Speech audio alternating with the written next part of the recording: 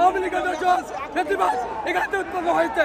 এখান থেকে এরা টাকা পাচার করে বিদেশে পালন করেছে, আর আমাদের কিন্তু টাকা দিতে হয় না।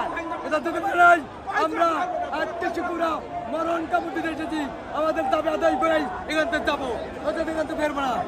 অর্থাৎ আমাদেরকে অনতি বিলম্বে এই কালক্ষেপণ না করে এই 1 ঘন্টার মধ্যে আমাদের এমপি ঘোষণা দিতে হবে। বারবার প্রতিষ্ঠিত হওয়ার পরে সরকার আমাদের কোনো এমপি মুক্ত করে নাই। শিক্ষা উপদেষ্টা কিছুদিন আগেও বলেছেন এই আপনাদের এই এমপি মুক্তির কাজ চলমান আছে, সে আমাদের সাথে প্রতারণা করেছে এবং বাংলাদেশের যত রাজনৈতিক দল আছে সবাই এর সহমত প্রদান করেছে এবং শিক্ষকদের যৌক্তিক দাবির সাথে সকল রাজনৈতিক দলের প্রধানরা সহমত প্রকাশ করেছে। তারপরও প্রধান উপদেষ্টা এবং শিক্ষা উপদেষ্টা আমাদের এমপিওর কোনো কাজ করছে না।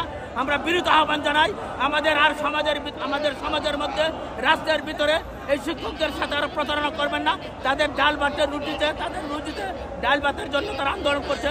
অন্তর্বর্তীকালীন সরকার আমরা বিশ্বাস করেছিলাম জনগণের সরকার হবে, বৈষম্য দূর হবে। আমরা একান্ত প্রতিষ্ঠান 20 বছর 25 বছর আওয়ামী ফ্যাসিস্টদের কুলবান্ডলে পড়ে আমরা বেতনভুক্ত হতে পারি নাই। কাঙ্ক্ষিত ফলাফল থাকার পরেও আমাদেরকে সেই কাঙ্ক্ষিত মানে আনা হয় নাই।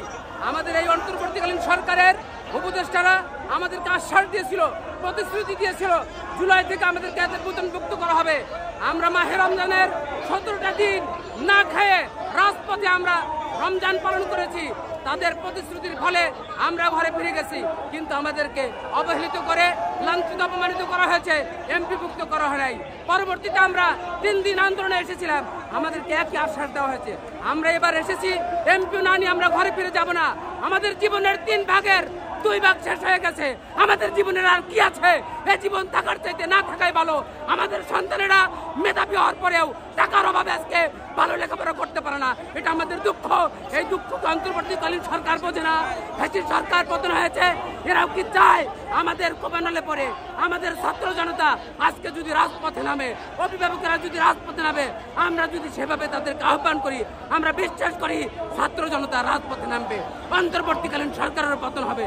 আমরা সেটা চাই না। আমরা চাই এই বৈষম্য মুক্ত বাংলাদেশে আমাদের ন্যায্য অধিকার ফিরে দেবে। ন্যায্য অধিকার ফিরে না দেওয়া পর্যন্ত, প্রজ্ঞাপন জারি না করা পর্যন্ত আমরা ঘরে ফিরে যাব না।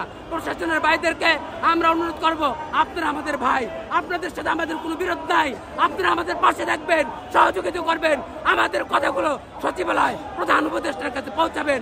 আপনারা আমাদের উপর লাঠিচার্জ করলে আমরা লাঠিপেটা হব, রক্তাক্ত হব, আমরা আপনাদের উপরে হস্তক্ষেপ করব না, কিন্তু আমরা রাজপথ ছেড়ে দেব না। কারণ আমাদের দাবি ন্যায্য দাবি।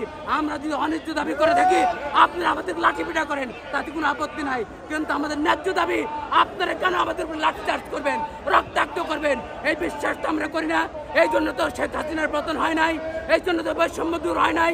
অন্তর্বর্তীকালীন সরকার গঠন হয়েছে বৈষম্য মুক্ত করার জন্য। আমরা সেই জন্য আমাদের নিজেদের অন্তরের দাবি, আমাদের এই দাবি নিয়ে আমরা রাজপথে এসেছি। আমাদের দাবি না হওয়া পর্যন্ত আমরা ঘরে ফিরতে পারি না।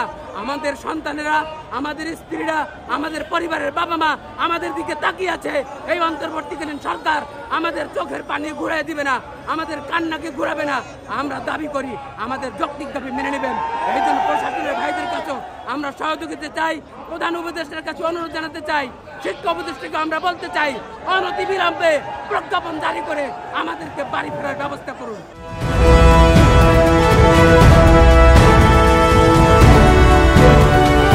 জনতা টিভি, জনগণের আয়না।